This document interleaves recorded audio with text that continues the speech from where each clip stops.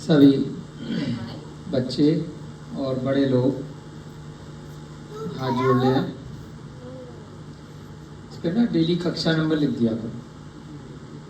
ड़मो आरे हंताड़म, ड़मो से दाड़म, ड़मो आयरियाड़म, ड़मो जायाड़म, ड़मो रोए सब साहुड़म। जय बोलिए देवादिदेव प्रथम तीर्थंकर आदिनाथ भगवान की।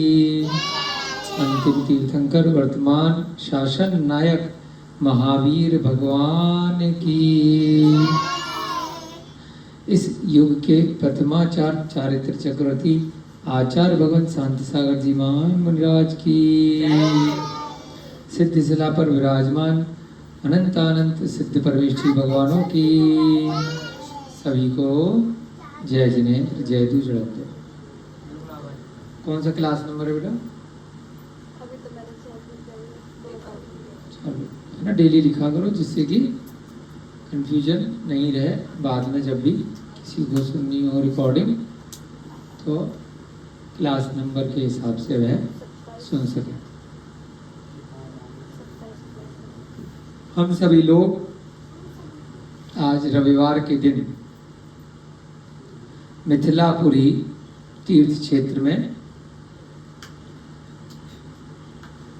सुनपुरा ग्राम में फुल है आवाज या कम हो रही है? थोड़ी फुल है आवाज क्या देखना, फुल है कम है?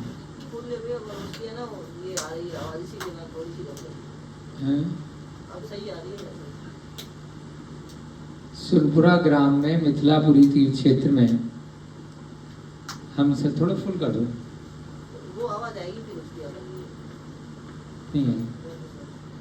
हम सभी लोग यहाँ सुनपुरा ग्राम में सम्यक्त कौमुदी नामक ग्रंथ का, इधर नहीं बेटा उधर घुमाओ, हाँ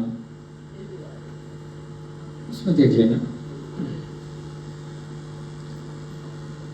स्वाध्याय चल रहा है। यहाँ पर बहुत छोटी छोटी सी कथाओं का संकलन एक ही कथा के अंदर किया गया है। एक दीर्घ कथा है, उपन्यास है, उसमें छोटी छोटी सी चर्चाएं हैं। उसके अंतर्गत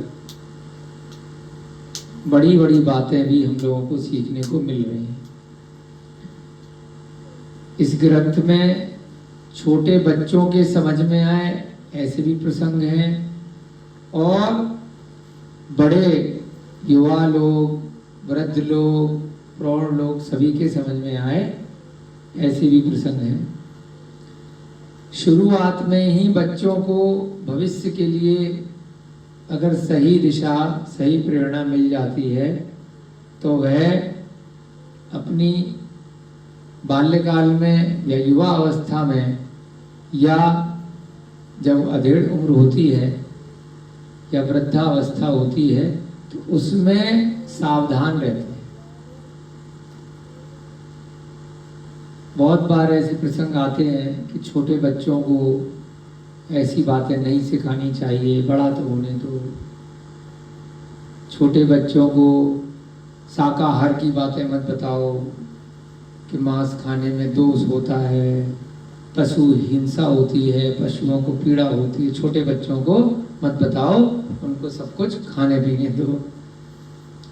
जब बड़े होंगे अपने आप समझ जाएंगे तो अपनी मर्जी से खाएं या ना खाएं। हम कौन होते हैं उनको रोकने वाले? उनको स्वतंत्र छोड़ दो। तो ये जो उपदेश है कई बार परिवार के द्वारा ही, माता पिता के द्वारा या पड़ोसी पड़ोसियों के द्वारा या मित्रजनों के द्वारा या रिश्तेदारों के द्वारा कि बच्चों को डराओ मत।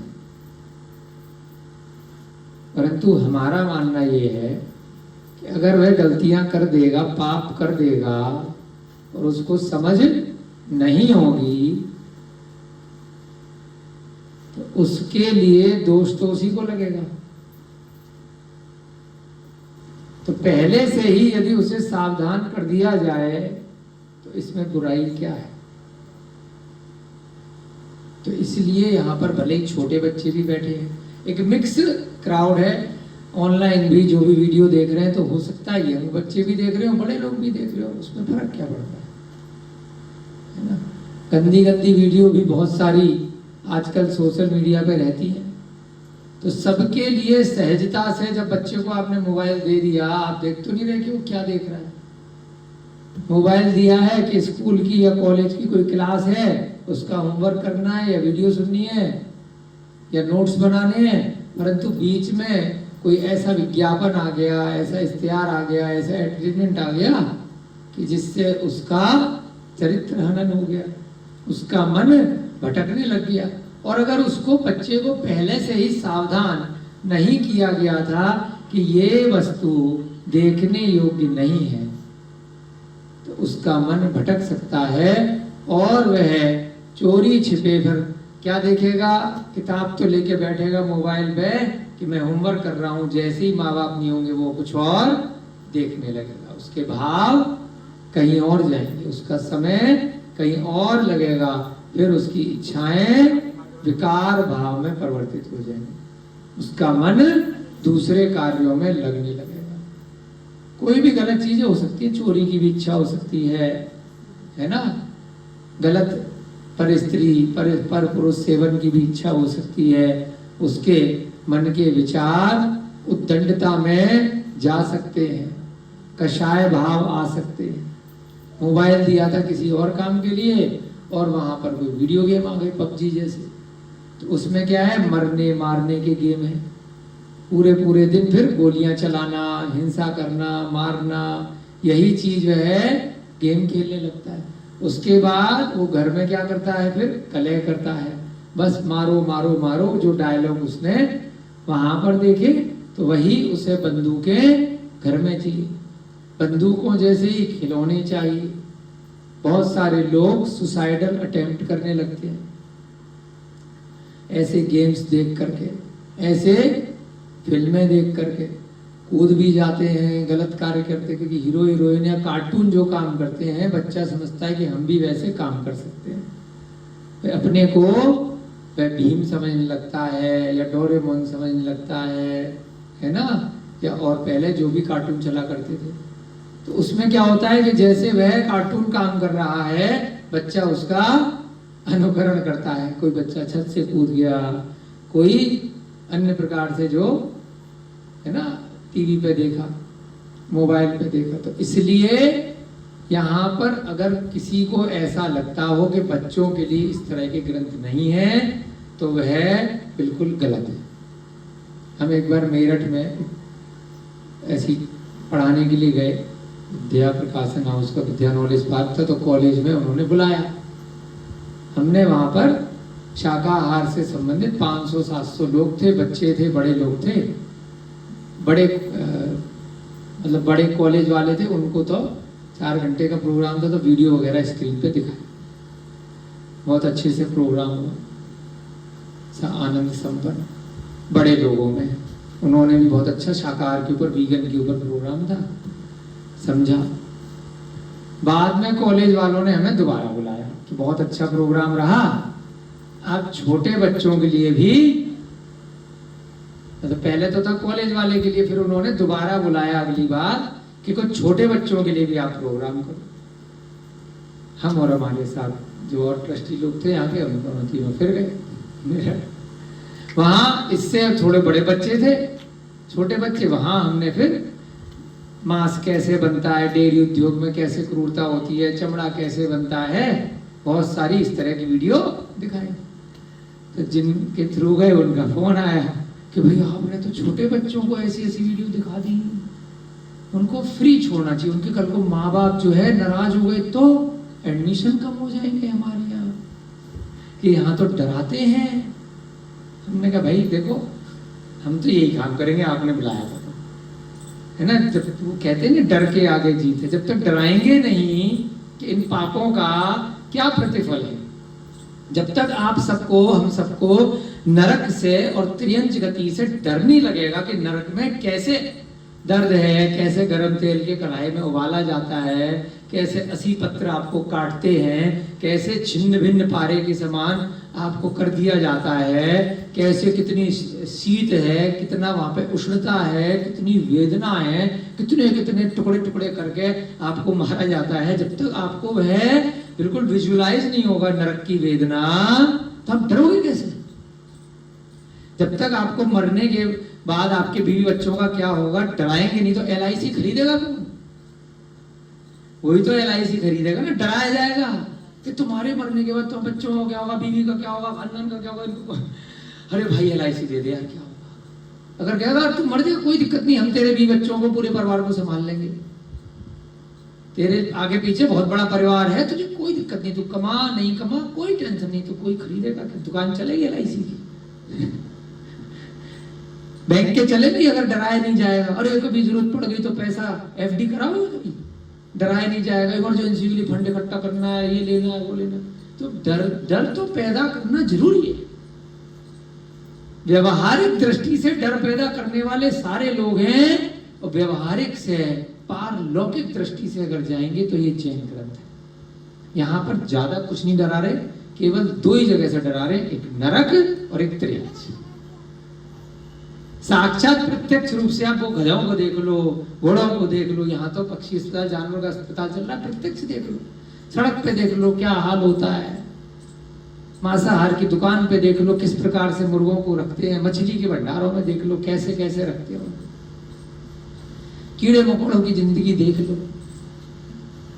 तो हम कुछ डरा नहीं रहे, देख सब रहे, बस उसको अभी थोड़ी देर के लिए दृष्टिकोण चेंज करना है कि हम अपने व्यवहार में, अपने परिवार में, प्रतिदिन के क्रियाकलाप में इतने व्यस्त हैं कि हमारी देख करके भी आंखें अंधी हैं।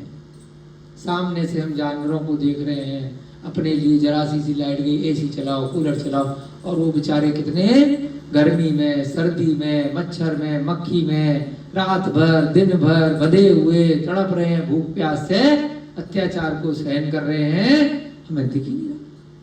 क्यों? क्योंकि हम अभी प्रत्यक्ष वहां पर नहीं है। बस उसको हमें दृष्टिकोण चेंज करना है।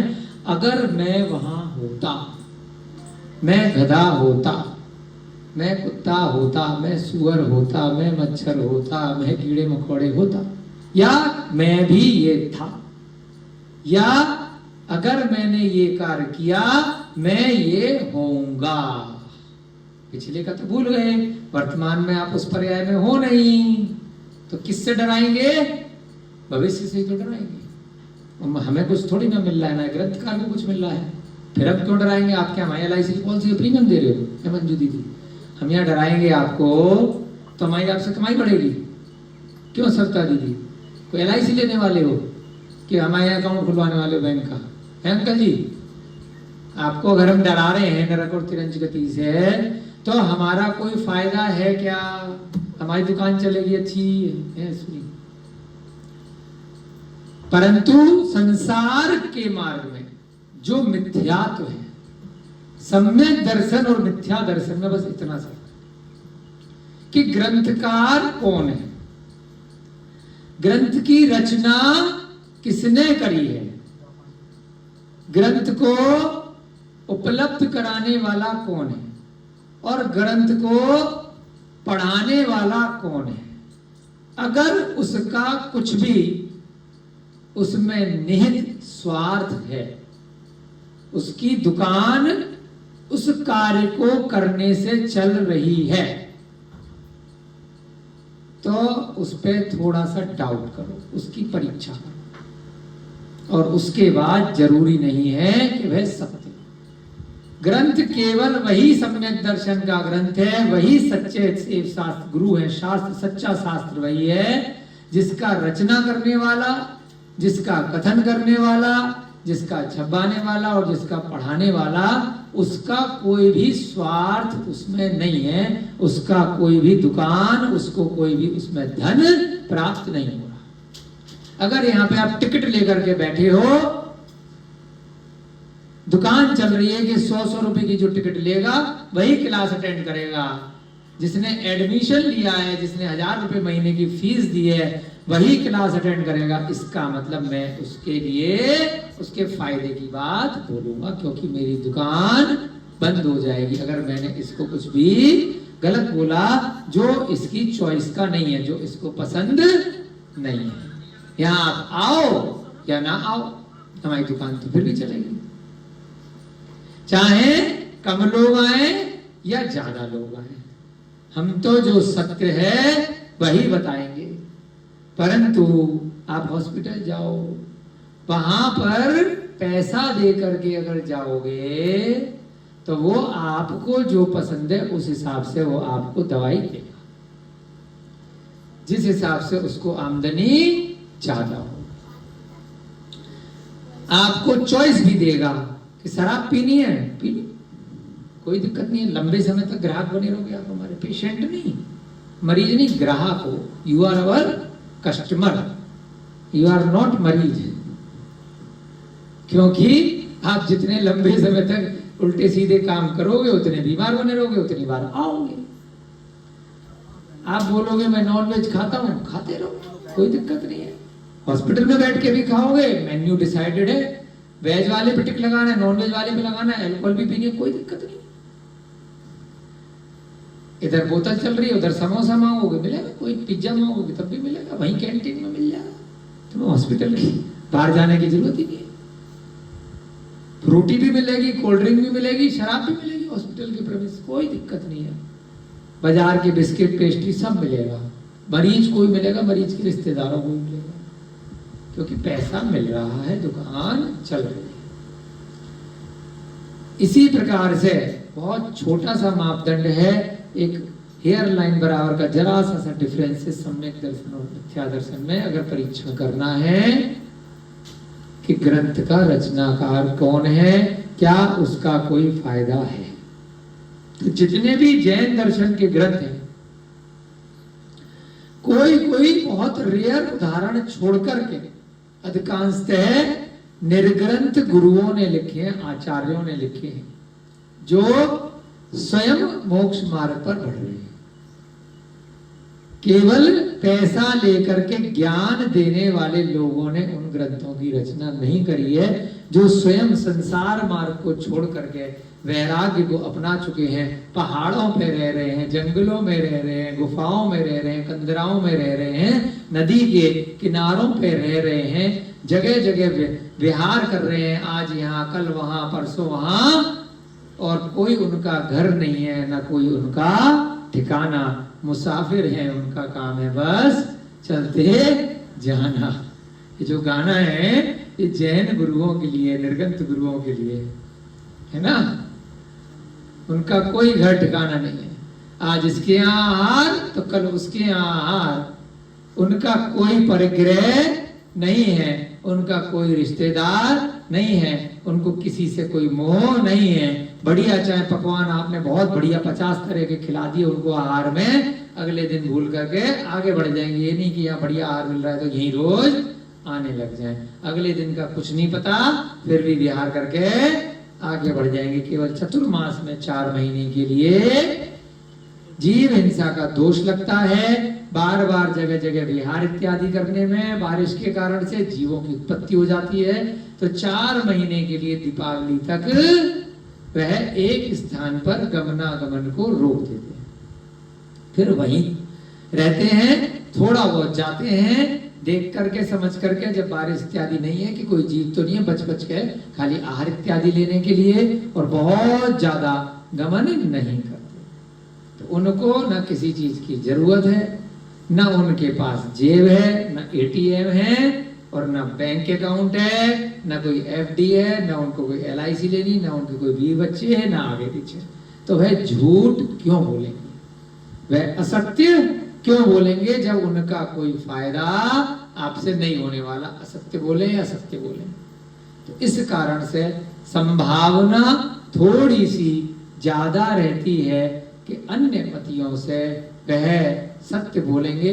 थोड़ा सा बस एक विकल्प मन में आता है, फायदा नहीं है, लेकिन इतनी इच्छा हो सकती है कि जनता को अच्छी लगने वाली बात अगर बोली प्रजा को अच्छी लगने वाली बात बोली तो भीड़ ज्यादा है, और भीड़ ज्यादा आएगी तो हमारा नाम होगा, हमारी यश कीर्ति होगी, हमारी प्रभावना होगी, हम टीवी पे आएंगे, हमारा सम्मान होगा, हमें राजा बुलाएगा।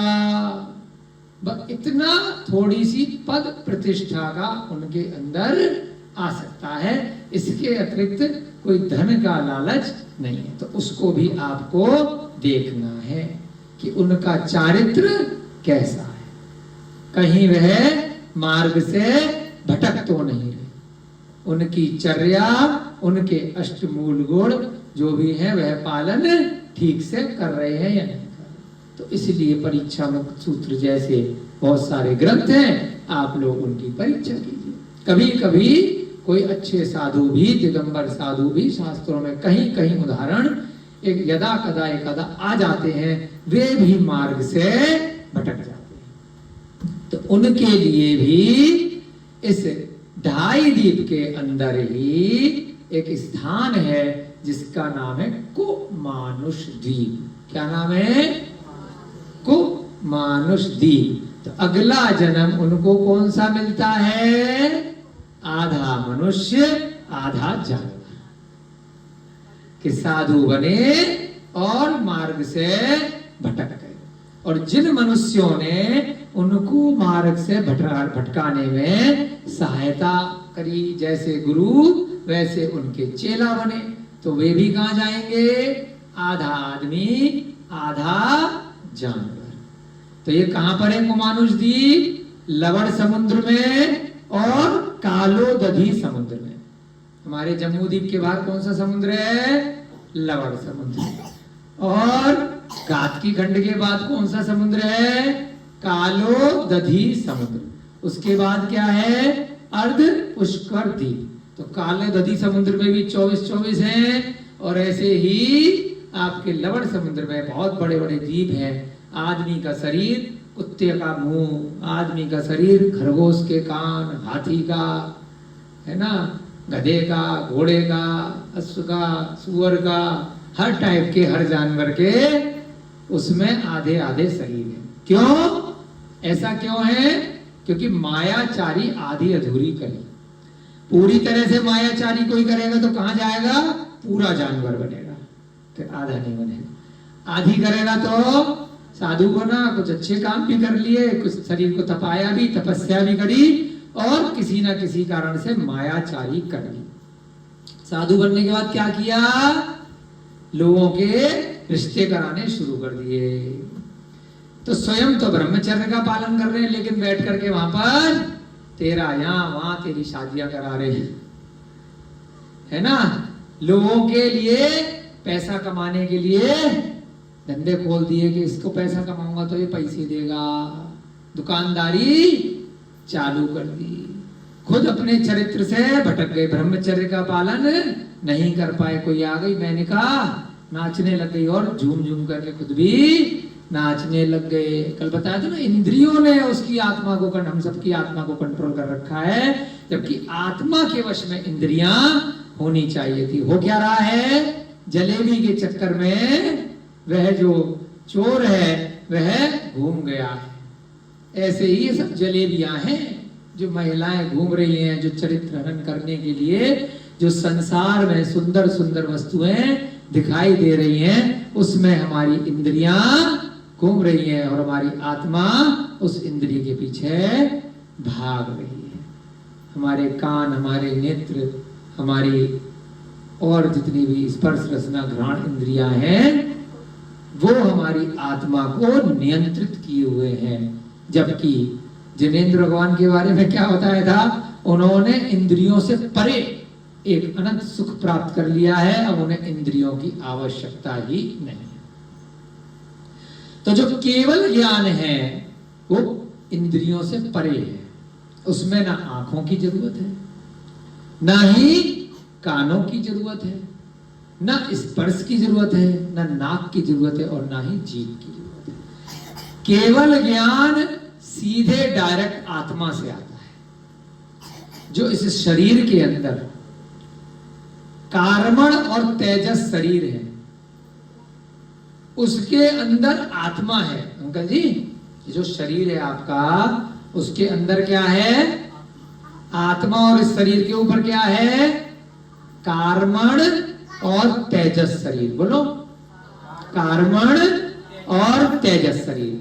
ये जो बाहर का शरीर है, जिसपे आपने कपड़े पहन रखे, मोजे पहन रखे, घड़ी पहन रखी है, इसका क्या नाम है? इसका जिसपे आपने पहन रखा है, इसका नाम है औदारिक शरीर। बोलो, औदारिक। ये जो ऊपर वाला शरीर है, इसको क्या बोलते हैं? औदारिक शरीर। इसके अंदर वाला जो शरीर है, होता है ना, इसके अंदर भी एक स्किन है ना, ये ऊपर वाली हटेगी तो अंदर भी आएगी ना, उसके भी अंदर है, उसको क्या बोलते हैं? तेजस शरीर। बोलो, उसके जो अंदर है उसको बोलते हैं कार्मण शरीर। जो 8 कर्म है, ज्ञानावर्णी, दर्शनावर्णी, मोहनी, अंतराय, आयु, नाम, गोत्र, वेदनीय, वही कार्मण शरीर है। वो 8 शरीर है आपका, हम सबका शरीर है। उसके अंदर पहला ऊपर वाला क्या है? ये क्या है? औदारिक। बोलो, औदारिक। इसके अंदर क्या है? तेजस। उसके अंदर क्या है? कार्मण। तेजस शरीर क्या करेगा? जो ऊपर वाला शरीर है उसके लिए कांति देगा। अगर तेजस गड़बड़ है तो शरीर में पाचन क्रिया गड़बड़ हो जाएगी। रोहिता जी, आपके काम की चीज है, सोना है ना, निद्रा, निद्रा, ये भी एक कर्मों का उदय होता है ना, कर्मों के अंदर आता है।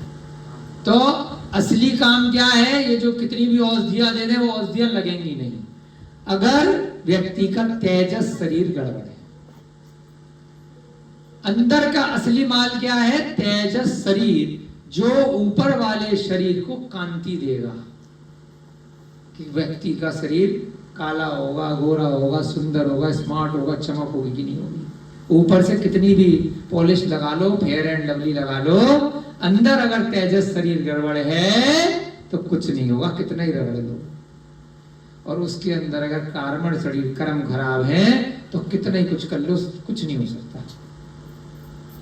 तेजस शरीर के 2 काम हैं, एक तो पाचन क्रिया, खाना पचाना, चीजें कितनी भूख लगेगी, क्या है, क्या खाएगा, कि भूख लगेगी नहीं लगेगी, और आपके ऊपरी वाले शरीर के लिए बेस तैयार करना। जड़ अगर मजबूत है तो उसका पेड़ अच्छा लगेगा, फल अच्छे आएंगे। तो जड़ है तेजस शरीर, और उसके भी अंदर जड़ है कार्मण शरीर, और उसके भी अंदर जड़ है आत्मा। तो जब केवल ज्ञान होता है, जब अनंत ज्ञान हो जाता है, तब न तो कर्म होते हैं, न शरीर होता है, न इंद्रियां होती है, न मन होता है। सीधे डायरेक्ट आत्मा से ज्ञान होता है। तो उस आत्मिक ज्ञान को ही हम बोलते हैं केवल ज्ञान। तो सीधे डायरेक्ट पूरे संसार के सारे की सारे 6 द्रव्य, 7 तत्व और उनकी भूत भविष्य वर्तमान की सारी पर्याय, हर जीव की, हर पुद्गल की वह आत्मा जान लेती है। तो उनको बोलते हैं अरिहंत परमेष्ठी, अरिहंत भगवान। वह आत्मा से सब कुछ जान लेते, अब कुछ भी जानने को शेष नहीं रह गया। तो उस ज्ञान की तरफ बढ़ने के लिए ये सम्यक्त कौमुदी ग्रंथ है। तो वह जलेबी को देख करके भटक गया वह चोर, और उसका मन ललचा गया कि राजा के राजमहल में घुस जाऊं, और वहां पर जाकर के राजा का खाना खाने लगा। मंत्री ने कहा कि आप दुबले पतले क्यों हो रहे हो? उन्होंने कहा बड़ी टेंशन है, मैं किसको क्या बताऊं, तू तो अपना आदमी है, तुझसे कुछ छुपा हुआ नहीं है यार, सब कुछ खा जाता है, और ज्यादा तो 10 गुना तो मंगा नहीं सकता, 1 गुना 2 गुना 3 गुना मंगा लिया सारा, और मैं तो टेंशन में खा नहीं पाता, उड़ उड़ करके वो खा रहा है। किसी को क्या बताऊं, लोग मजाक बनाएंगे, इतना बड़ा राजा है और एक बगल में बैठे हुए चोर को भी पकड़ नहीं पा रहा है। यह वचन सुनकर मंत्री मन में विचार करता है कि कोई अंजन सिद्ध मनुष्य राजा के साथ भोजन कर रहा है, इसलिए राजा दुर्बल हो गया है। ऐसा जान करके मंत्री ने उपार किया। मंत्री तो मंत्री है, बीरबल की तरह या हमारे विनय भैया की तरह, हमारे संकल्प भैया और विजय भैया तो मंत्री हो ना, मंत्री बन के रहो बढ़िया से, है ना। जांच पड़ताल करते रहो, CID बन के रहो। मंत्री का क्या काम होता है? राजा है मान लीजिए मोदी जी, तो मंत्री का क्या काम? मंत्री परिषद होती है ना, तो मंत्रियों का काम यही होता है, थोड़ा आसपास रहते हैं उसके राजा के, खबर देते रहते हैं कहाँ क्या चल रहा है, सलाह देते रहते हैं, दिमाग लगाते हैं, उन्हीं को मंत्री बनाते हैं। तो मंत्री ने क्या किया? प्रथम दिन भोजन के समीप, भोजन के समय रसवती के समीप, आहा, उसकी फेवरेट क्या थी? रसवती। रसवती कौन है? सुनीतावती नहीं है, मंजूवती नहीं है, रसवती नाम भी होता है। बिहार की एक चीफ मिनिस्टर बनी थी, लालू यादव की धर्मपत्नी। समझ में नहीं आया, राबड़ी देवी। बाद में समझ में आया जब लिस्ट पड़ी कई महीने बाद, बहुत सारी बहनें थी, पता नहीं राबड़ी देवी क्या नाम है। एक बहन का नाम था इमरती, एक का नाम था जलेबी, तब समझ में आया रबड़ी का राबड़ी हो गया हिंदी में, ये रबड़ी ही है, क्योंकि सारी बहनों के नाम लाइन से ऐसे रखे थे उनके घर वालों ने। पता था तुमको कि राबड़ी रबड़ी है? पता है ना जी, जो लालू जी की धर्मपत्नी है, मिठाइयों की दुकान का नाम है उनका, सारी बहनों का। और 4-6 जितनी बहनें हैं सबका नाम ऐसे ही है ना। ऐसे लालू जी के भी 11 बच्चे, उनके नाम भी ऐसे ही है ना। तो हाँ, तो जो है यहां पर भी रसवती के समीप सब और आक के सूखे फूल लाकर, अरे रोहिताज जी सुन लो, कौन से फूल? आक के। आक का पौधा लगाते हैं ना, बहुत अच्छी औषधि है आक। उससे यहाँ पर औषध दानम केंद्र जो चलाते हैं, माइग्रेन की भी दवाई बनाई जाती है, पेट की भी दवाई बनती है, और खांसी की भी दवाई बनती है। बहुत सारे रोगों में ये जो आक का पौधा है ऐसी सड़कों पे उग जाता है, लोगों को पता नहीं है। लाखों रुपए की औषधि उसकी बनाई जाती है। बहुत लोगों का माइग्रेन का दर्द भी हमारे वैद्य जी उसके माध्यम से ठीक करते हैं, है ना। जरूरी नहीं है हर रोग के लिए आपको लाखों रुपए खर्च करने। लाखों रुपए खर्च कौन करेगा? जिसके पास होंगे भी ऐसे ही तो खर्च भी ऐसे ही करेगा। जरूरत से ज्यादा होगा तो हॉस्पिटल में जाएगा, या बच्चों की स्कूल में जाएगा, या फिर उसके जो अलग तरह के व्यसन हैं वहां जाएगा। तो इसलिए आंख के, देखो मंत्री का दिमाग, ये ट्रिक भी बता रहे हैं आपको। कभी ऐसा आपके साथ हो जाए, इन ग्रंथों से आपको सारा ज्ञान मिलेगा। खाली ऐसा नहीं है कि ऐसी टाइम पास बस धार्मिक ज्ञान है, डरा डरा रहे, आपको बहुत सारा ज्ञान भी दे रहे, वर्तमान में भी काम आएगा। तो मंत्री ने दिमाग लगाया, रसवती के समीप पहले तो जलेबियां रखवाई चोर के लिए, आ बेटा। उसके पास आक के सूखे फूल लाकर डाल दिए। आक के फूल इकट्ठे करे, वो जो सफेद सफेद नहीं उड़ रहे थे उस दिन, आक के फूल थे। हम पहले उसे कॉटन के फूल समझते थे, डॉक्टर साहब ने बताया ये आक के फूल हैं, ये जो है रुई नहीं है, कपास नहीं है। तो वह डाल दिए और स्वयं छिप करके खड़ा हो गया। मंत्री ने क्या किया? अब ये जलेबी खाने आएगा और पास में आक के फूल डाल देंगे और छिप करके खड़ा हो गया। चारों कोनों में भयंकर धूप के धूम्र से परिपूर्ण घट मुख बांध कर रख दिया। जो कंडे की राख होती है ना, धूप माने धुआं, और धूप माने जो हम धूपदानी में धूप डालते हैं कंडा वगैरह। तो एक घड़े रखे उसने, घट, अंदर उसमें धूप डाल दी, धूपदानी बना दी, ठीक है, और जला जलू करके वहां रख दिया और अभी पैक करके रख दिया। एक और मंत्रवादियों को बिठाकर चारों दिशाओं में हथियार बांधकर सैनिक बिठा दिए और एक स्थान पर छिपा करके पहलवान पुरुष बिठा दिए। बेटे कोई दिखाई तो दे नहीं रहा है, तो ऐसे जैसे मिस्टर इंडिया वाले में थे ना, ऐसे पकड़ रहे, हवा में तो पकड़ नहीं पाएंगे, निकल करके भाग जाएगा वो, तो देख ही नहीं पा रहे हो तो यहाँ वहां से आप ही के बीच में से निकल जाएगा कौन। तो इसलिए क्या किया, एक तरफ तो पहलवान बिठा दिए कि टकराएगा तो सही, मोटे मोटे मुस्टंडे आजकल बाउंसर बोलते, और एक तरफ सैनिक बिठा दिए, ठीक है, चारों दिशाओं में हथियार ले लेकर के,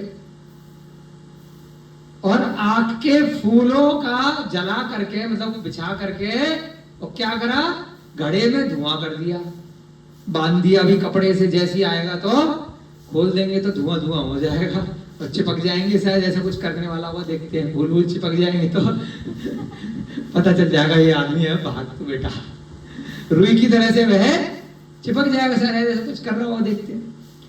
इसी अवसर पर वह चोर पहले की तरह छिपे रूप से आया। छिपे रूप मतलब अंजन लगा लिया, काजल, और गुप्त रूप से आया। आंख के सूखे फूलों पर पैर पड़ने से वे चूर चूर हो गए। फूल बिछा दिए थे, तो जब वो गया तो पैरों के निशान पड़ने लगे, है ना, जैसे गीली मिट्टी बिछा दो या कुछ है तो उसकी पग आ जाते हैं ना। उन्हें देखकर मंत्री महोदय ने विचार किया, ओ ये तो कोई अंजन से, मतलब कंफर्म हो गया कि दिखाई दे नहीं रहा है, चर चर चर चर आवाज आ रही है और चल रहा है कुछ, हाँ, यह तो कोई अंजन सिद्ध मनुष्य है, न कि देव या विद्याधर, क्योंकि देव होता तो उड़ करके आता, तो चल चल करके तो जाएगा नहीं। विद्याधर के पास भी उड़ने की विद्या होती है, रावण जी, हनुमान जी, ये सब विद्याधर थे, तो उड़ करके आते थे पुष्पक विमान पे और हवा में सीधे। विद्याधर भी मनुष्य होते हैं, और देव स्वर्गों से आते हैं, 4 प्रकार के देव होते हैं, व्यंतर, भवनवासी, ज्योतिष और वैमानिक। ये तो रूप कुछ भी बना सकते हैं, उड़ा करके आ जाते हैं, ठीक है। यह तो चल करके आ रहा है, ऐसे करके पैर दिख रहे हैं। अब उसने कहा आज रहने दिया जाए।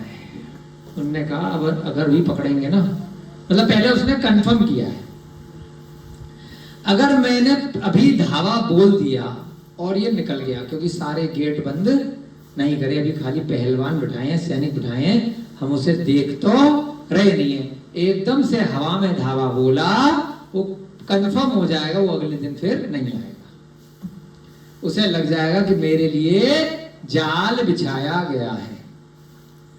अब मंत्री होशियार था, उसने कहा अभी मेरी तैयारी पूरी नहीं है, अधूरी है। तो मंत्री ने कहा आज रहने दिया जाए।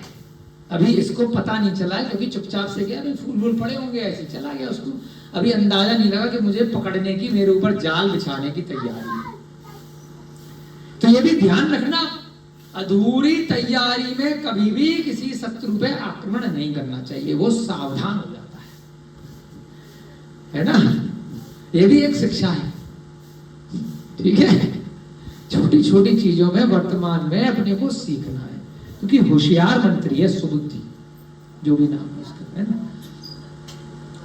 प्रातः काल में बुद्धि बल से इसका प्रतिकार करूंगा, और सोचूंगा अभी रात भर, और बड़ा जाल बिछाऊंगा, और थोड़ी तेज बुद्धि लगाऊंगा, रात में जाके अपनी बीवी से और पूछूंगा, क्योंकि मुझसे भी ज्यादा मेरी बीवी समझदार होती है, तो उससे और डिस्कस करूंगा। उसके बाद अगर वो कंफर्म करेगी तो फिर मैं वो वाली प्लानिंग करूंगा। ऐसा निश्चय कर दूसरे दिन भी पहले के समान आग के सूखे फूल बिखेर दिए। उतनी तैयारी तो ऑलरेडी, और कुछ एक्स्ट्रा करेगा। अगले दिन भी आग के सूखे फूल वहां पर बिछा दिए। ऐसा कर चुकने के बाद ज्यों ही वह चोर आकर भोजन गृह में प्रविष्ट हुआ, त्यों ही आग के फूलों के ऊपर पैर पड़ने से उनके चूर चूर होने का शब्द हुआ। चर चर चर चर, है ना, शब्द होने लगा। अगले दिन अब कुछ और भी तैयारी करी होगी ना, देखते हैं क्या तैयारी और करी। उस शब्द से जान लिया गया कि चोर आ चुका है। जो कल तैयारी थी वो तो है ही, और साथ में और भी तैयारी करी है। तदनंतर द्वार पर अत्यंत दृढ़ आंगल देकर अत्यधिक धूप से परिपूर्ण घड़ों के मुख पर बंधे हुए वस्त्र निकाल दिए। अब उसने क्या किया, आंगल माने सलाखें और लगा दी। कल तक क्या किया था, रास्ते को बंद नहीं किया था कि अगर ऐसे ऐसे करके भाग गया, पकड़ नहीं पाए पहलवान या सैनिक तो भाग जाएगा, फिर दोबारा तो आएगा नहीं। अब क्या किया कि भाई दरवाजों पे मोटी मोटी आंगल और लगा दी कि जैसे ये अंदर जाएगा पहले तो दरवाजा बंद कर देंगे, इसको जेल बना देंगे इस हॉल को, उसके बाद तो फिर पकड़ ही लेंगे, अंदर ही रहेगा, तो इतना कंफर्म रहेगा कि अंदर है। ठीक है, तो ये काम एक दिन पहले रह गया था, आंगल नहीं लगाई थी, सलाखें नहीं लगाई थी। तो अब क्या किया, दृढ़ आंगल, बहुत मोटी मोटी सलाखें, अब तू निकल बेटा। जो धूम से परिपूर्ण घड़े थे, जो कंडे वगैरह की राख करके धुएं से धूप से उस पर कपड़े से बांध दिया था। अब जैसे ही वो अंदर गया, पहले तो आंगल बंद करी, अब ऊंट पहाड़ के नीचे, उसके बाद घड़े खोल दिए, उसके सारे वस्त्र निकाल दिया, धुआं धुआं हो गया। अब आदमी के ऊपर धुआं चिपक जाएगा, तो भूत हो गया तो भूत अजीब सा दिखेगा वो। तदनंतर धूम से अच्छा क्या प्लानिंग है, धूम से व्याकुल नेत्रों से अश्रुपात हुआ है ना। अब वो धुआं जो होता है ना, कंडे के धुआं हो गया तो आंखों में वो आ जाता है, आंसू आने लगे। अश्रुपात माने आंसू आ गए, और उसके कारण से चोर के नेत्रों में जो लगा हुआ अंजन था वो निकल गया, काजल निकल गया। अंजन के निकलते ही सैनिकों ने उसे प्रत्यक्ष देख लिया, तू है बेटा है? और बांधकर राजा के आगे उपस्थित कर दिया। आया पकड़ में। तो ये कला बताई है, ये भी एक कला, ऐसे सीखो चीजों को, जो मंत्री के दिमाग को, है ना। तो बहुत अच्छे से उसने मंत्री ने पकड़ लिया। इस अवसर पर अब चोर ने अपने मन में कहा, जब तक वह चोरी कर रहा है, पकड़ा नहीं जा रहा है, कितना आनंद आ रहा है चोरी करने में, कैसे तो उसको तनख्वाह मिल रही थी, तो जलेबी के कितने पैसे की जलेबी, अरे जा खरीद के खा ले। लेकिन चोरानंदी चोरी में भी आनंद मान रहा है ना, असत्यानंदी बिना असत्य के काम चल रहा है, फिर भी बार बार झूठ बोल रहा है, आनंद आ रहा है। तो ये सब गलत कार्य जो सत्य में सत्य होते हैं, व्यक्ति क्यों करता है गंदी, उसमें उसको आनंद आता है। लॉटरी खेला नंदी, लॉटरी क्यों खेल रहा है, उसे खेलने में आनंद आ रहा है। बहुत बार किसी को मार रहा है ऐसे एंटरटेनमेंट के लिए, उसको मारने में आनंद आ रहा है, हिंसा आनंदी, हिंसा करने में आनंद आ रहा है। ये सारे की सारे जो व्यसन है, ये सारे की सारे जो पाप है, ये सारी कषाएं हैं, व्यक्ति करता क्यों है, क्योंकि उसमें उसको आनंद आ रहा है। इंद्रियों के वश में भूख लग रही है, खाए जा रहा है, खाए जा रहा है, आनंद आ रहा है। आदमी बकरा क्यों खा रहा है, बताओ सोच करके। उसके मन में ऐसी मार्केटिंग करी गई है कि उसको बकरे का मांस खाने में आनंद आ रहा है। उसको ऐसा मूर्ख बनाया गया है कि आज तेरा जन्मदिन है, आज तेरी बर्थडे पार्टी है, आज तेरी यहाँ शादी है, आज तू एग्जाम पास करके आया, अब तू दाल रोटी सब्जी आज नहीं खाएगा, आज तो तू पार्टी देगा तो दारू की और मांस की देगा, दोस्त तब तक सेटिस्फाई नहीं होंगे। आज तेरी शादी है, अंदर इतने मेहमान हैं, बाहर नाले पे खड़े होकर के गाड़ी की डिक्की खोल करके सारे दोस्तों को उस गटर का पानी पिलाएगा, शराब पिलाएगा, और वो झूमेंगे, बाहर सड़क पे पड़े रहेंगे। इतने सारे पकवान शादी में अंदर हैं, लेकिन वो अच्छे नहीं लगेंगे। इतने एक से एक बढ़िया स्टॉल लगा रखे, अच्छे नहीं लगेंगे। क्या अच्छा लग रहा है, वो गटर का पानी, वो भी कहां खड़े होकर के, पेड़ के नीचे, नाले के पास डिक्की खोलकर है। क्यों? क्योंकि आनंद आ रहा है। मार्केटिंग ऐसी कर रखी है, मन में भ्रांति उत्पन्न करी, पागलपन किया गया है। हीरो हीरोइनों के ऐड दिखा दिखा के। कभी आपने जिंदगी में कभी पहली बार कोल्ड ड्रिंक अगर पी हो तो क्यों पी, हमने भी पी तो क्यों पी? क्योंकि टीवी पे शाहरुख खान, सलमान खान, आमिर खान, अक्षय कुमार ऐड करते हैं कि भैया हेलीकॉप्टर चढ़ जाएगा आदमी कोल्ड ड्रिंक पी करके, वहां से कूद जाएगा, पहाड़ से कूद जाएगा, क्या ताकत आ जाए, मार्केटिंग। आप साधारण वस्त्र बनाते हैं, फिर भी आप 500 रुपए का, 100 रुपए का, 200 रुपए का बेचेंगे एक वस्त्र। वही वस्त्र एक टैग लगा करके 5000 का बिकेगा, 10,000 का बिकेगा। क्यों? क्योंकि कोई मार्केटिंग कर रहा, अरे मैं एडिडास खरीद के लेके आया, अरे मैं उसका खरीद करके लेके आया, अरे मैं ये जूता लेकर के, अरे मैं ये वाला चश्मा लेकर के आया। एक चश्मा 300 का भी आ रहा है, एक चश्मा 3 लाख का भी आ रहा है। एक घड़ी ये 150 रुपए की खरीदी है, बिल्कुल यही घड़ी 1.5 करोड़ रुपए की भी आ रही है। क्यों? काम वही कर रही है। फिर क्यों खरीद रहा आदमी? मन में भ्रांति उत्पन्न की गई है, ब्रांड है, मार्केटिंग है, मेरी इज्जत कम हो जाएगी अगर मैंने सस्ता माल खरीद लिया तो, मेरा लेवल, मेरा स्टेटस कम हो जाए। तो ऐसे ही वो हिंसा के लिए, ऐसे ही उन गलत कार्यों के लिए मार्केटिंग की गई है। जो सड़क पे खड़े होकर को जलेबी नहीं खा रहा है, वो अपनी जान को जोखिम में डाल करके वह राजा के राजमहल में उसी की थाली में से जलेबी खानी है मुझे। और भी तो लोग खा रहे हैं, रसोई में से भी तो जाके खा सकता है, पर जलेबी तो खानी है जहां पर वो पूरा के पूरा थाल लेकर के आए हैं। पहले रसोई में गई होगी, वहां रखी हुई वेस्ट भी तो बचती होगी, राजा क्या सारा खा जाएगा? इतना सा खाएगा? हजारों सौयों लोगों को भंडार में और भी तो खिलाया जा रहा वही खाना। हमारे खाने में आपके खाने में कोई फर्क है क्या? तो जिसको चोरी करनी है वो राजा के उस थाली में से जाकर कर रहा, आनंद आ रहा है ना। पैसे देके भी खा सकता है, दूसरी जगह से भी खा सकता है, लेकिन नहीं, मैं तो राजा की थाल में खाऊंगा, क्योंकि मैं तो बैंक जाकर के लूटूंगा, है ना।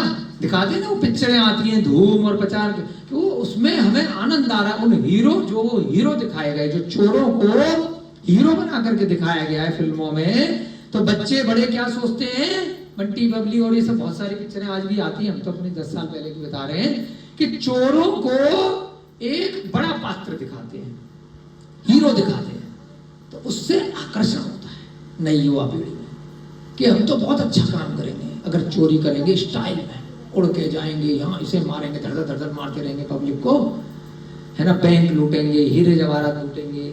तो जितने भी फिल्मी दुनिया है उसमें जो पात्र हैं, जो हीरो हैं, जो नायक हैं, उनको चोर होने के बाद भी, गलत कार्य करने के बाद भी ऐसा प्रदर्शित करते हैं कि वो महानायक है, उन्होंने कितना अच्छा कार्य किया है।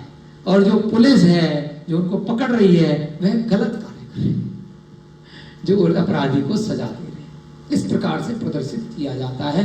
तो जो जनता है जिसने ये ग्रंथ नहीं पढ़े, जिसने सम्यक दर्शन के बारे में सुना नहीं, समझा नहीं, तो उनका आकर्षण किसके प्रति होता है? व्यसन करने वालों के प्रति। जो लोग ये 7 व्यसन कर रहे हैं, हिंसा, झूठ बोलना, वेश्यागमन करना, है ना, वो सारे फिल्मी हीरो यही सब काम तो करते हैं। उन्हीं को देख करके हम वह काम करने के प्रति आकर्षित हो जाते हैं। तो यहां पर भी क्या किया? उसको क्यों पकड़ा, क्यों लेकर के गए राजा के सामने? अब वह चोर विचार कर रहा है, पहले ही शांति से यार जलेबी खा लेता, किसने रोका था? अपनी बीवी से बनवा लेता, शादी तो थी, बीवी बच्चे तो उसके भी थे। भाग्य के बस से भोजन और घर दोनों गए। कौन कह रहा है? पकड़ने के बाद। अब तो गिड़गिड़ाएगा, जब तक नहीं पकड़ा था, जब तक तो चौड़ा होकर घूम रहा था। अब कितनी मेहनत के बाद पकड़ा गया है, जद्दोजहद के बाद, महीनों के बाद, तो कह रहा है अब दुर्भाग्य आ गया, अब तक भाग्य तेज चल रहा था, अब घर भी गया, अब भोजन भी गया, शांति। अभी चोर सोच रहा है, चोर जो सोच रहा है वो भी लिख दिया यहाँ पे आचार्य ने कि भैया सोच लो, कल को तुम पकड़े गए तो तुम भी उस समय मन में ऐसे ही सोचोगे, अब पछताए क्या होत है, जब चिड़िया चुग गई खेत। जब चुगने आई थी उससे पहले मौका दिया था, ग्रंथ पढ़ाया था, तब तो सुना नहीं था। शांति के बिना नीति नहीं होती, विनय के बिना विद्या नहीं होती। कहाँ गए विनय? अरे विनय, विनय के बिना विद्या नहीं होती। तुम्हारी बीवी का नाम विद्या है क्या? है? क्या है तुम्हारी धर्मपत्नी का नाम? पल्लवी है। कोई बात, विनय के बिना पिछले जन्म में विद्या होगी। यहां एक सूत्र दिया है उस चोर ने, देखो चोर भी ज्ञान हो गया, परिस्थिति के अनुसार चोर भी सम्यक ज्ञानी हो जाता है, विद्वान हो गया, शास्त्री हो गया। शास्त्री से बड़ा ज्ञान दे रहा है, कौन दे रहा है? चोर कह रहा है विनय के बिना विद्या नहीं आती, जब तक विनय नहीं करोगे तो ज्ञान नहीं आता है। शौच निर्लोभ दशा के बिना कीर्ति नहीं होती है ना, कीर्ति नहीं होगी जब तक निर्दोष नहीं रहोगे, शुद्धि नहीं होगी मन में। तप के बिना पूजा नहीं होती, कोई तप किया नहीं, उपवास किया नहीं, अंतरंग और बहिरंग रूप से कोई त्याग तपस्या नहीं करी और धे पूजा कर रहे हो तो उस पूजा का कोई भी फल नहीं मिलेगा। पूजा करके आ गए और दवा के समोसे, चाट पकौड़ी, मांस भक्षण, शराब पी, तो उसके बिना कोई फायदा नहीं है। मनुष्य पर्याय के बिना कभी धर्म की सिद्धि नहीं होती। ये डायलॉग मार दिया आप किसने? चोर ने, कि मनुष्य पर्याय मिली थी और मैंने धर्म नहीं करके मैंने क्या, सारा ज्ञान आ गया चोर को, है रोहिता जी? अब वो चोर क्या कह रहा है? मनुष्य पर्याय मिली थी धर्म करने के लिए और मैंने ये क्या किया। मनुष्य पर्याय के बिना धर्म की सिद्धि नहीं होती, धर्म केवल मनुष्य लोग ही कर पाते हैं, यही मनुष्य का मार्ग है। मनुष्य को धर्म करना चाहिए, बाकी गतियां तो अनादिकाल से कितनी बार मिल चुकी हैं। यह कर्म का उदय बीच में आ गया, इसलिए अब मेरा भोजन और घर दोनों हाथ से चले गए। अभी तक तो मैं बहुत हवा में उड़ रहा था कि अब तो मेरी जिंदगी सेट हो गई, मेरी पेंशन तनख्वाह तो है ही है, जुआ हुआ मैं सारे काम करता ही हूँ और मेरे को बस राजसी खाना खाना था, राजा के पास बैठ के खा रहा हूँ, उसके सिंहासन पर भी बैठ लूंगा, ये कर लूंगा वो कर लूंगा, तो राजा बनने का ख्वाब था ऐसे पूरा हो गया। इतने सारे रसोई वेटर खाना खिला रहे हैं, तो चोर हूं तो राजा भी बन गया बैठे बैठे। तो लेकिन ये कर्म का उदय न जाने कहां से बीच में आ गया कि मेरा अब घर और भोजन दोनों गए, अब तो मैं जेल की हवा खानी पड़ेगी, जेल का आटा खाना पड़ेगा, जेल में चक्की चला नहीं। अरे वाह, कौन बोला? गोलू, गोलू का भाई। हाँ। सारा ज्ञान दे रहा है ये चोर, इससे भी अपने को सीखना है। जैसा कि कहा है, ग्रीष्म ऋतु में गर्मी से पीड़ित और बहुत भारी तृषा से चंचल गजराज जल से भरे हुए सरोवर को देखकर शीघ्रता से समीप आया, परंतु तट के निकटवर्ती कीचड़ में इस प्रकार फंस गया कि न तो पानी पा सका और न तट। गजराज माने हाथी। बहुत भयंकर ग्रीष्म ऋतु है, बहुत भयानक गर्मी है, जैसे आजकल भी थोड़ी सी हो गई है। तो हाथी को लगी प्यास, वो पहुंचा सरोवर के पास, सरोवर माने तालाब, और वहां पर तट में और सरोवर के बीच में दलदला हो जाता है, उसको बोलते हैं कीचड़। जैसे ही हाथी ने रखा पैर और वह उसमें धंस गया, न तो तट पे आ पा रहा है न सरोवर में जा पा रहा है। भाग्यवश दोनों ही नष्ट हो गए, वहीं फंसा रह गया, किसी ने देखा नहीं 2, 4, 5, 10 दिन, और वहीं मर गया कीचड़ में, दलदल में फंसा हुआ। मेरी स्थिति ऐसी हो गई है, मेरी माने चोर की। अच्छा खासा बाहर था, मस्त रह रहा था, अच्छा खासा मैं बीच में फंस गया, ना इधर का न राजा बना और ना अपने घर पे चोर बन के रहा। यहाँ बेमतलब में मैंने स्वयं ही अपनी मौत को नौता दे दिया। हाँ, लोभ पाप का बाप। फिर भी चोर ने मन में कहा, मैंने विचार तो कुछ अन्य किया था। हम सब जो भी कार्य करते हैं, गाड़ी चुराते हैं, पेन चुराते हैं, पैसे चुराते हैं, जो भी व्यक्ति किसी का पर वस्तु को चुराता है तो मन में किसी और कारण से चुरा रहा है कि इससे मुझे ये फायदा होगा, हार चुराया तो बीवी खुश हो जाएगी, है ना। बहुत सारे लोग जो भी करते हैं अपने इष्टजनों को खुश करने के लिए विचार कुछ और करते हैं, परंतु भाग्य ने उसे अन्यथा कर दिया। भाग्य को कुछ और मंजूर था। कुछ ही दिन जलेबी खाई, बढ़िया माल खाया, अब तो सीधे राम नाम, क्योंकि राजा से पंगे लिए हैं, वो अब नहीं छोड़ेगा, बहुत दिन से टेंशन में था। जैसा कि कहा है, अन्य प्रकार से विचार किया हुआ कार्य, अन्य प्रकार से विचार हुआ कार्य भाग्य के द्वारा अन्यथा कर दिया जाता। आप किस विचार करके जाते हैं, आप गए गाड़ी चला करके कि मेरे वहां जाना है, तेजी से जाना है, बहुत तेज गाड़ी चलाई, जल्दी पहुंच जाऊंगा। सोच क्या रहे हो 120 पे चलानी, जल्दी पहुंच जाऊंगा, और हो क्या गया, ना जल्दी पहुंचे ना पहुंचे, ऊपर ही पहुंच गए, क्योंकि एक्सीडेंट हो गया। विचार कुछ किया था परंतु भाग्य को कुछ और मंजूर था। तो मैंने विचार कुछ और किया था लेकिन भाग्य के द्वारा अन्यथा, यानी कुछ और ही कर दिया गया। जैसे राजकन्या के प्रसाद से भिक्षुक व्याघ्र के द्वारा खा लिया गया। कोई और कथानक होगा कहीं कि राजकन्या के कारण से एक भिक्षुक है जो भिखारी था, है ना, उसने राजकन्या को कुछ गलत व्यवहार किया होगा, तो उसने उस भिखारी को व्याघ्र माने शेर चीते के आगे डाल दिया, है ना। यह दैव अघटित कार्यों को घटित सिद्ध कर देता है। दैव माने जो देवता हैं, जो हमारे भाग्य हैं, जो हमारे वश में नहीं है, जो घटित सिद्ध कर देता है। अघटित कार्य, जो घटना हमने नहीं सोची थी वह घटित हो जाती है। सभी लोगों के साथ प्री प्लान्ड जो कार्य होते हैं वो नहीं हो पाते, है ना।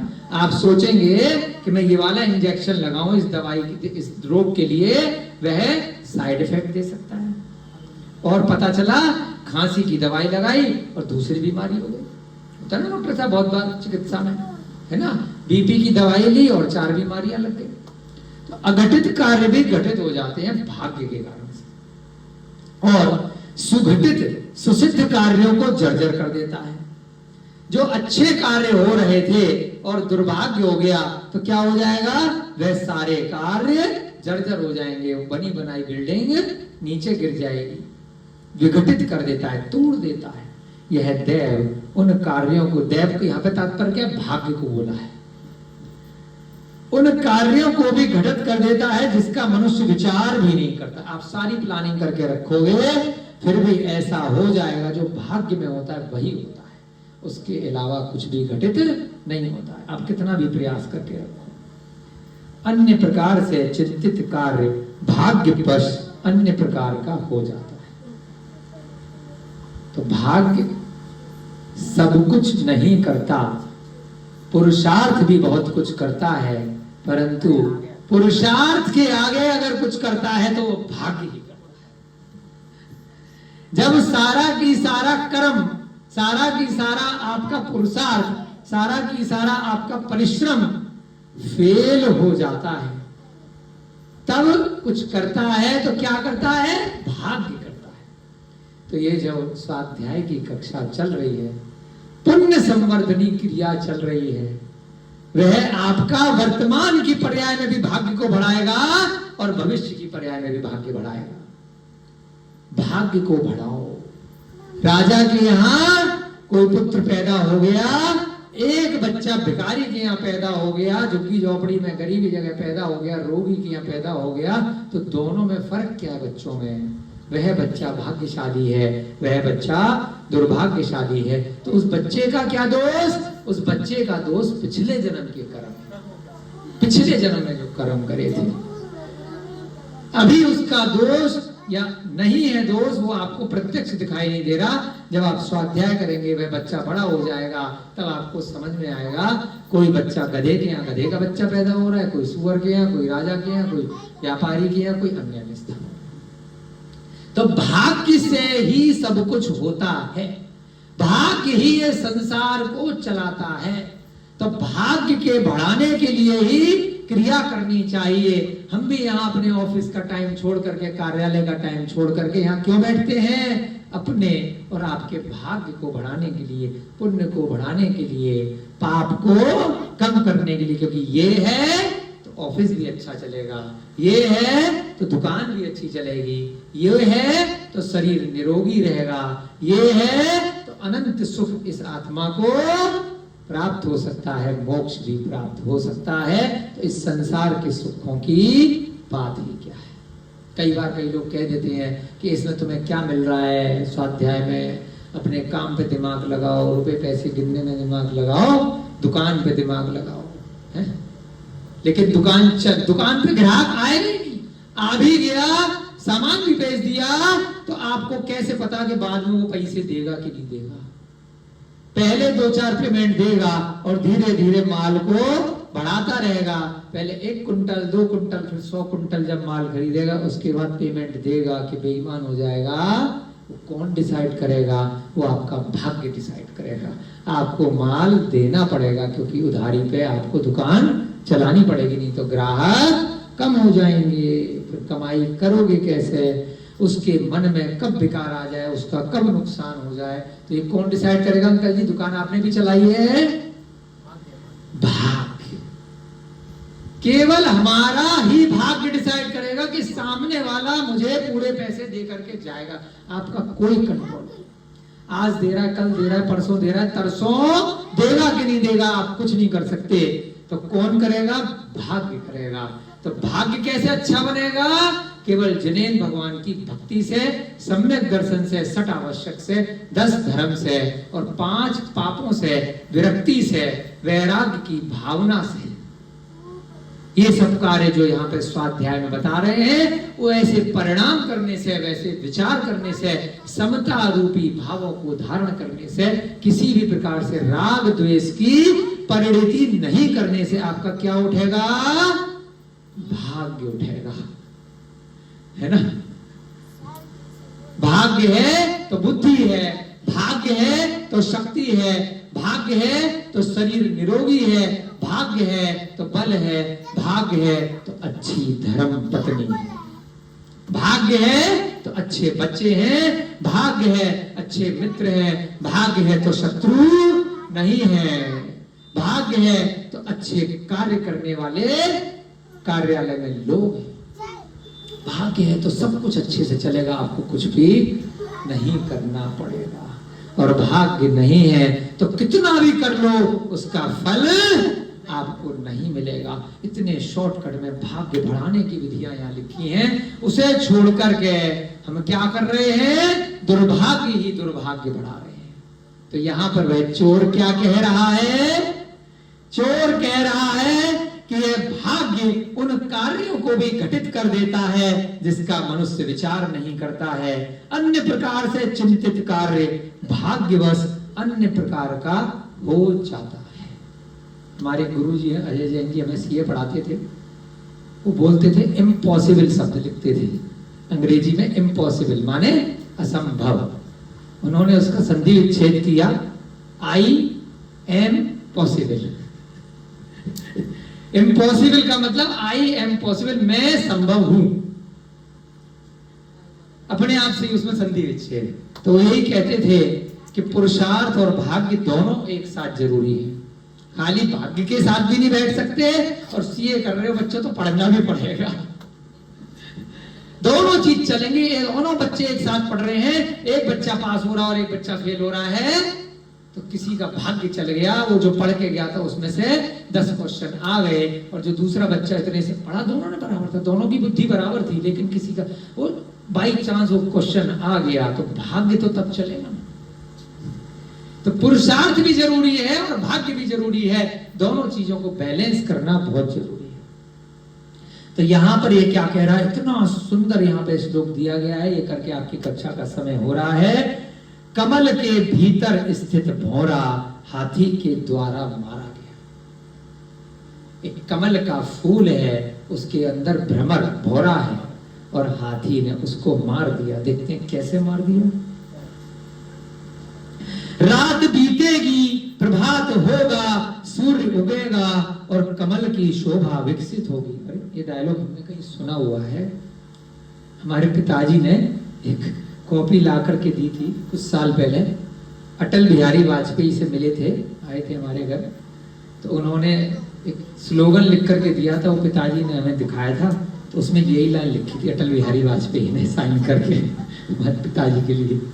पहले प्रधानमंत्री थे ना, तो हमारे घर आए थे एक बार, तो उसमें यही लाइन लिखी हुई थी, बिल्कुल वही लाइन यहाँ पे लिखी है, हमें याद आ गई। वो कागज कहीं रखा होगा हमारी टेबल पे। रात बीतेगी, कभी भी कोई विपरीत परिस्थिति आ जाए तो व्यक्ति क्या सोच रहा है? ये रात बीतेगी, प्रभात होगा। कितना अच्छा स्लोगन है, आप समझ में आई क्यों इतने बड़े प्रधानमंत्री बने हो? ये लाइन उन्होंने अपने जीवन की बनाई होगी मोटिवेशन के लिए। रात बीतेगी, यानी कि जो गलत समय चल रहा है, दुर्भाग्य का समय चल रहा है, वह समाप्त होगा। प्रभात होगा, प्रभात माने सूर्योदय होगा, सूर्य उगेगा, सूर्य आएगा और कमल की शोभा विकसित होगी। कितना सुंदर स्लोगन है, कमल खिलेगा। यानी कि जो बुरा समय है, समय निकालना है। कोई भी विपरीत परिस्थिति आई, कारावास में कौन सोच रहा है? चोर सोच रहा है कि रात निकलेगी, पकड़ेगा या कुछ नहीं कर सकते। ये समय भी निकल जाएगा। अब आगे के लिए ज्ञान वाली बातें सोच लो, वैराग्य को धारण कर लो। भाई साहब अब तो कुछ भी नहीं है, माफी मांग लो। रात बीतेगी, प्रभात होगा। हमने अंडरलाइन कर लिया इस लाइन को, यहाँ लिखवा लेना, यहीं पर बहुत सारे स्लोगन लिखे। रात बीतेगी, प्रभात होगा, सूर्य उगेगा और कमल की शोभा विकसित होगी। ऐसा कमल के भीतर बंद भौरा विचार कर रहा है। चोर क्या कह रहा है? कहानी है कि कमल के अंदर भौरा बंद हो गया है।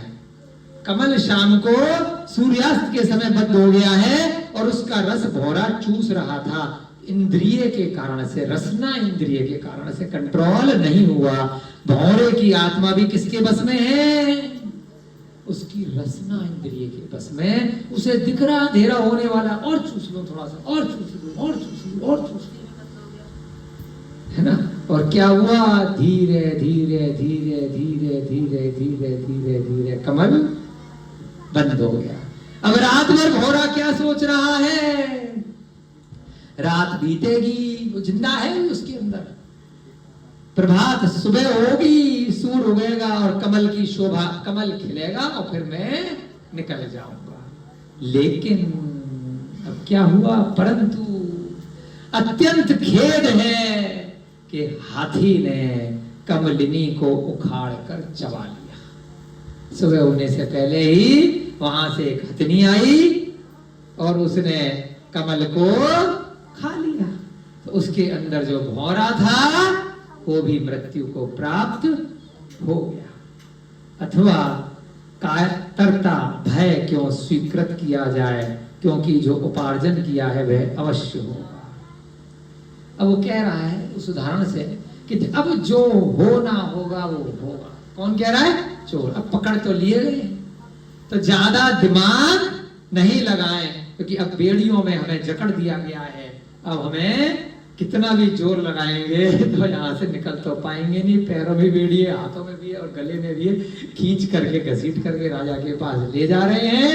अब इन मुष्टंडों से, इन पहलवानों से, इन सैनिकों से बचने का कोई उपाय नहीं है। अब इसको स्वीकार करते हैं, जैसे उस भौरे ने उम्मीद करता रहा। अब जो भाग्य में होगा, जो मैंने पाप कर्म किए हैं वो हो जाने दो। अब शांत परिणामों से देखी जाएगी, ज्यादा दिमाग मत लगाओ। इससे अपने को क्या शिक्षा मिली?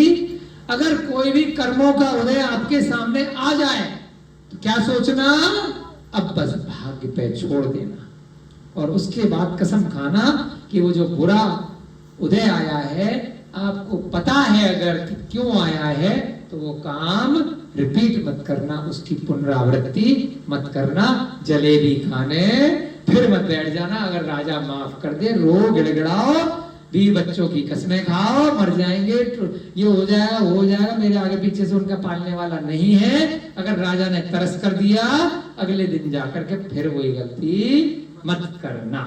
अगर कोई आपके ऊपर दया करके क्षमा कर दे, चाहे आपके कर्म, आपका भाग्य या जिसके प्रति आपने गलत व्यवहार किया है, तो ध्यान रखना।